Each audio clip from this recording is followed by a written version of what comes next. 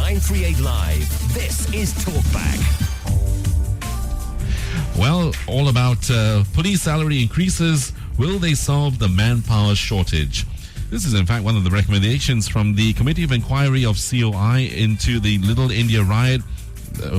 And indeed, at the COI hearings, we did hear Police Commissioner Ng Joo Hee say that he would need more officers. 1,000 more, in fact, would be needed so that the force can acquire a much-needed strategic depth and better police hotspots like Geylang and Little India. And the extra manpower will allow the raising of additional tactical troops specialized in tackling riots and police hotspots.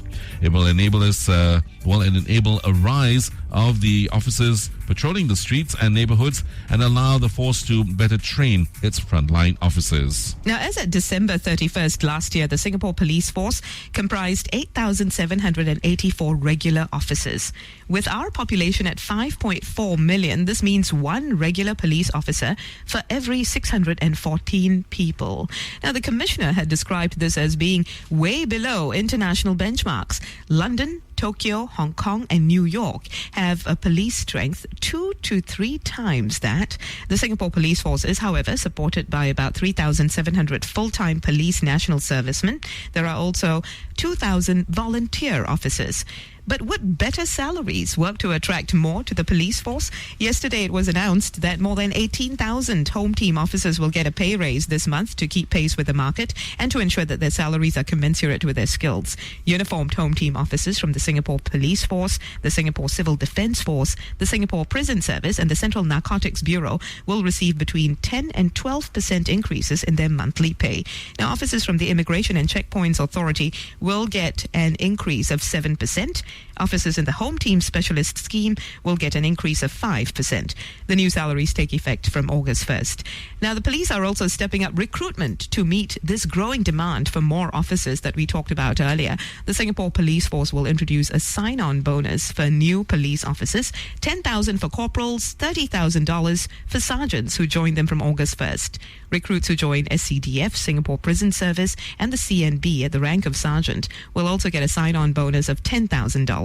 Those joining the ICA, the Immigrations and Checkpoints Authority, at the rank of sergeant will get a sign-on bonus of $8,000. So have you considered a career in these fields? Would you encourage your kids to?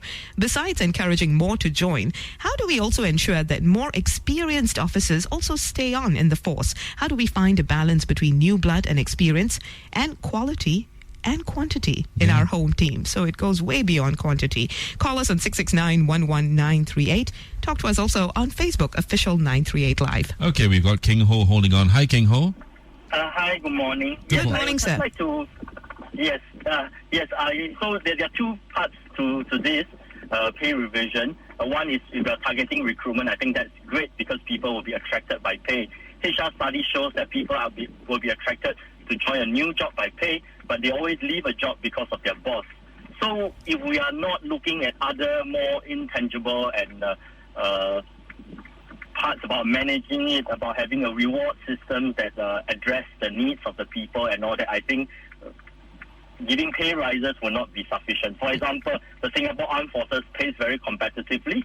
They have pay revision regularly to make sure that the officers stay on top, have paid a premium above normal civil service pay. Yet they're facing a manpower crunch as well. I mean, we hear about increasing regular soldiers to increase the training cadre in the army, some manpower cuts because of future forecasting of reduction in manpower projection.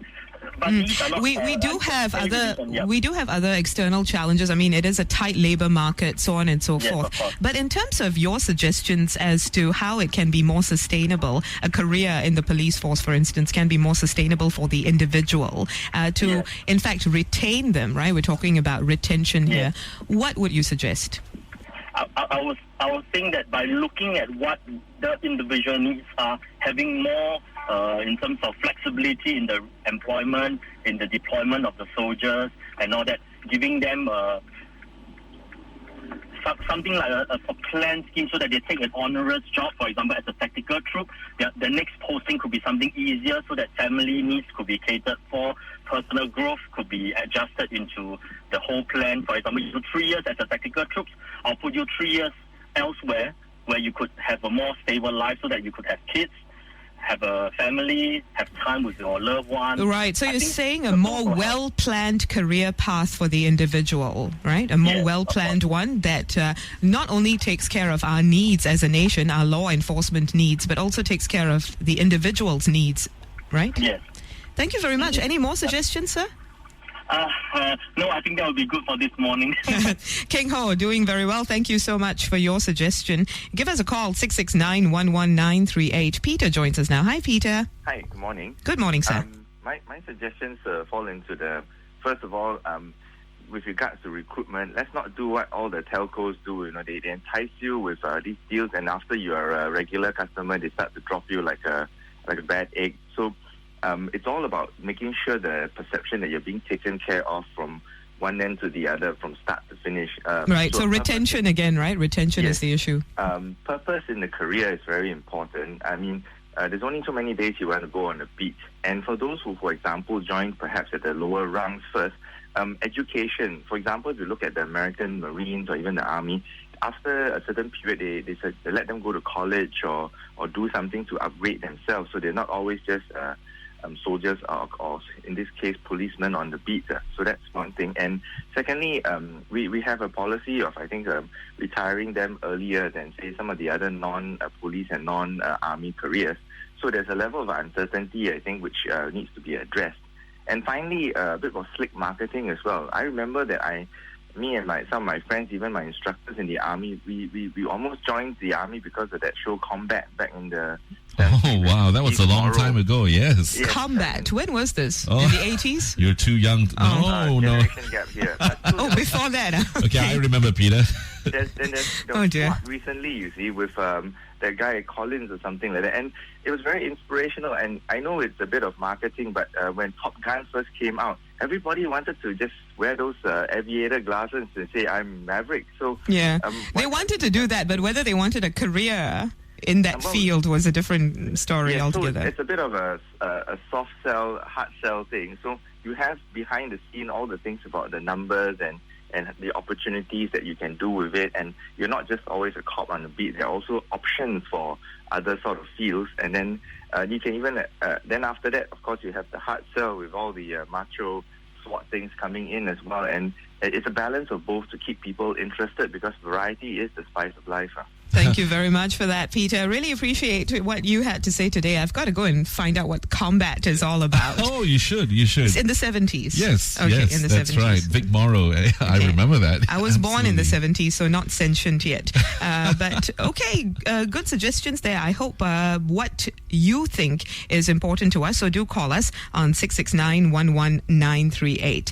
Of course, he also talked about professional and personal development, something that needs to be made public as well. Yes. What are the options for these individuals if they join the police force? My only reservation is, with all these sign-on bonuses for new police officers, would we be attracting the right people for the right reasons? Oh, the wrong people for all the wrong reasons. What do you think? 669-11938. We'll talk to you in just a moment. Thanks for joining us on 938 Live. Now, one of the recommendations from the Committee of Inquiry, or COI, into the Little India riot was to increase police manpower. Now, at the COI hearings, Police Commissioner Ng Joo Hee had said that he would need more officers. In fact, 1,000 more would be needed so that the force can acquire a much-needed strategic depth, I'm quoting him, and better police hotspots such as Geylang and Little India. Yesterday, it was announced that more than 18,000 Home Team officers will get a pay raise this month to keep pace with the market and to ensure that their salaries are commensurate with their skills.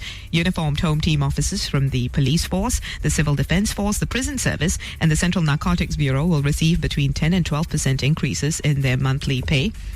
Also, the police is stepping up recruitment to meet a growing demand for more officers. The Singapore Police Force will introduce sign-on bonuses for new police officers, $10,000 for corporals, $30,000 for sergeants who join them from August 1st. Will all of this work to attract more to the police force? Can we attract the right type of person? I think that's key, right? Exactly. I mean, as I said, the Singapore Police Force is going to be introducing sign-on bonuses for new police officers, $10,000 for corporals, $30,000 for sergeants who join them from August 1st. And recruits who join the SCDF, Singapore Prison Service, and the Central Narcotics Bureau at the rank of sergeant will get a sign-on bonus of $10,000. So, I mean, well, all this is very, very attractive for sure. But are we going to be getting the right people? Lim Guan Seng says, well, definitely it will attract more people, but perhaps not so many of the ones who actually possess the right character and desire to serve. All about the right people, right? Yeah. Give us a call, 669-11938. That is our number. Now, Commissioner Ng had said that the force has been kept compact over the years in line with public service restraints, but it was constantly creating new capabilities through deploying better technology, outsourcing, and even by co-creating with the community. In fact, between 2008 and 2014, more than 1,000 new posts have also been added for initiatives such as the community policing system. Almost all have been filled. The force has also increased its headcount by 15% in the past 10 years. However, we still need more. In 1983, the police reduced the size of its riot troops from 12 to 8. There was also a reduction in troop size from 63 to 46. In 2004, riot troops were again downsized to fund other initiatives such as counter-terrorism measures. This was after the September 2001 attacks in the US, the terrorist attacks there. So there are many, many demands, and we need to up those manpower levels. The force has challenges to recruit more, including the tight labor market, the fact that many potential recruits also need to satisfy stringent requirements, and foreigners, except permanent residents, do not qualify. So how can more be encouraged to join? Would you recommend something like that to your child? Would you say, you know, son, daughter, consider going into the police force? I would, for the right reasons again. Yeah.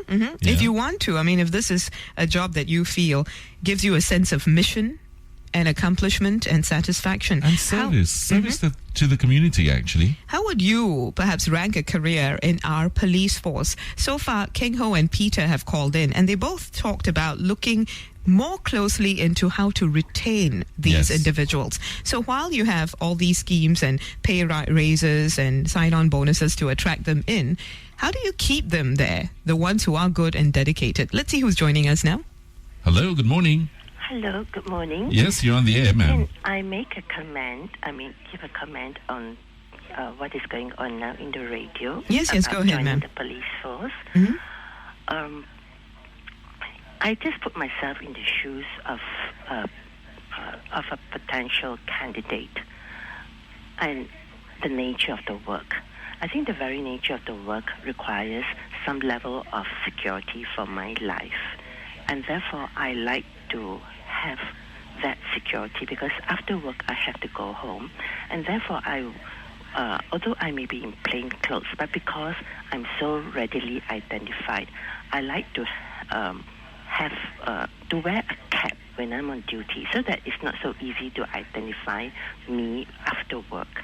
Because this happens with the NS men on duty in the MRT stations. You really can't, identify them so easily because they have a cap on. So if you can give potential candidates a certain level of security, that would be great. Thanks very much for that, ma'am. Appreciate your comments. Now, one of the recommendations from the Committee of Inquiry, or COI, into the Little India riot was to increase police manpower. In fact, at the COI hearings, Police Commissioner Ng Joo Hee had said that he would need 1,000 more officers so that the force can acquire a much-needed strategic depth and better police hotspots. He mentioned Geylang and Little India. Yesterday, it was announced that more than 18,000 home team officers will get a pay raise, even sign-on bonuses, with better salaries, more attractive salaries, work to attract more to the police force. Give us a call, 669-11938. Okay, we've got Vic holding on. Hi, Vic. Hi, good morning. Morning, thanks for joining us. Yeah, sure, thanks. I think yes, probably the initial stage it will attract. Like what the previous caller says, that then you have to actually sort out the one who has what it takes to be in the police force and take up these extra responsibilities. Looks like it, after the Little India riot, the pay increment, the bonuses come with some extra responsibilities. I have students in the evening, and I speak to them when they attend my class. One of the reasons why they are saying that they want to leave the forces because they find it sometimes is too restrictive, unforgivable, and like what the previous caller said about combat. I do watch, and we know Vic Morrow. That's right. This was a show in the 70s when yes. I was maybe not even born Not yet. around. So I'm What so is sorry I can't relate, but I Early think I know what 70s. you mean, right? Yeah. More or less, yeah. Go on. So when during my army days, when we wear the helmet like Vic Morrow, we get a knock on the head. Yes, Yeah, I think Acha will know about it.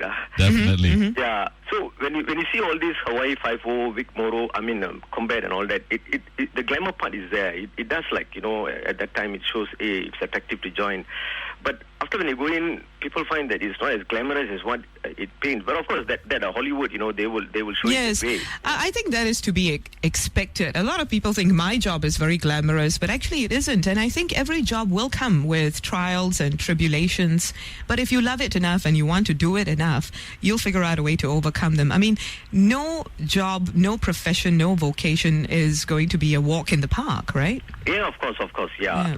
But what I would suggest is that, for this generation, is there a way we're not going to compromise on the quality of what the service has to render? Right.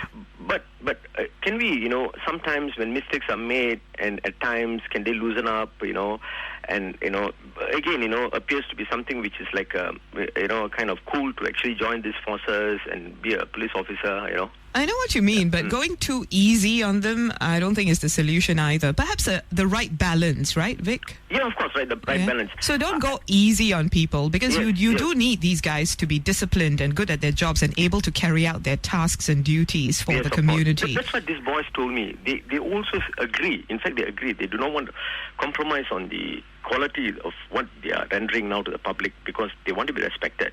They don't want to sit in the coffee shop and having coffees and and not doing their job, or a traffic police pull up his motorbike somewhere and lofting around. No. Or Yeah. chit-chat Yeah, about the weather, yeah. Yeah, but as you mentioned, what they want is this some form of flexibility, some form of open and close inverted commas glamorization, that will probably make them stay.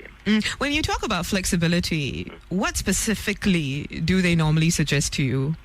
Have there Okay, been very specific suggestions? Okay, they mention things like, for example, even when they are wearing off duty, okay, they have this fear that someone is actually looking over their shoulders, that they can't do things like what the civilians do.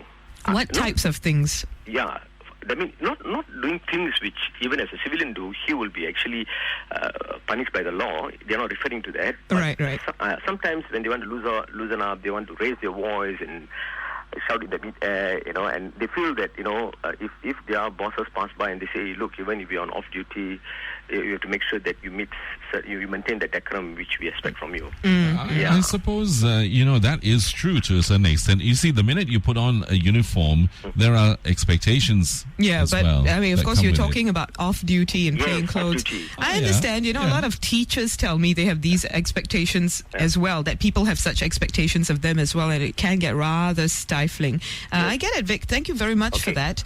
I really appreciate it. A lot of people today also calling about other ways of helping these guys stay in their jobs. Yeah. Professional and personal development. I understand that there is a lot of that going on as well in terms of professional and personal development. Efforts are being made. However, let's say we were to talk about training issues, right? Because of a shortage, frontline officers now have to work long hours. Yes. They do a 4-shift system of 12 hours each, and this leaves them with very little time even for training. So it sounds to me as if what we need to do is boost the numbers, and then you can get better trained officers who perhaps take a greater pride and even greater pride in their jobs. You have to remember that for every officer that you send for training, somebody has to step up to take that person's place. Yeah, so you do need to boost the numbers first, Exactly, so so that there you can needs to be facilitate that growth. Yeah. And job satisfaction is a major thing for people. Definitely. I know, I mean, we for- all want it for ourselves. For every career. Again, but then, because you put a certain amount of responsibility on these people who wear uniforms, they also carry weapons. So we definitely would expect a little bit more from them. Vic did talk about the issue of flexibility when they're off duty. That's all right. Is this something that you've heard from other people who perhaps have expressed concerns about joining the profession, even if they had thought about it at least once in their lives? What are the other reasons that people may not join such a profession in spite of higher salaries? Perhaps you have recommended this to your child. It's a noble profession. It is. Just like how nursing is a noble profession. Definitely. But we also have a shortage of nurses as well. Now, salaries for nurses will be going up as well. Hopefully that will create some opportunities for people. Salaries are going up, professional development also being looked into in a larger manner. Is that what is needed in order to attract people into certain professions? Yeah. Why is it that people seem to be reluctant to go into such service-oriented professions? Long hours, responsibility. Yeah. You really need to want to do it. Yeah. You must want to do it. And that's when you will be able to stomach the long hours and stomach the huge responsibility as well. At the end of it all, I think you need to be rewarded every few years, every now and then, not just with money, but with other things. It's a sort of recognition. Recognition, honor, respect. Correct. From people, from the community, you know? If when you go to the US or you go to the other countries, you see that a lot of them have on their uniforms these medals, and you wonder, wow, the number of years of service that these people have, but they're also recognized for the different talents that they have. Some of them are marksmen, some of them go for special courses. And all of these are marked by these badges on their uniforms. Here too, right? I'm sure. We do have, but not as many as the others. But maybe this is a way of recognition as well. We do need police officers in our community. So what do you think can be done to attract more to the profession? Will the announced higher salaries work? We want to know what you think on Official 938 Live, our Facebook page. Many thanks also for all your phone calls this morning.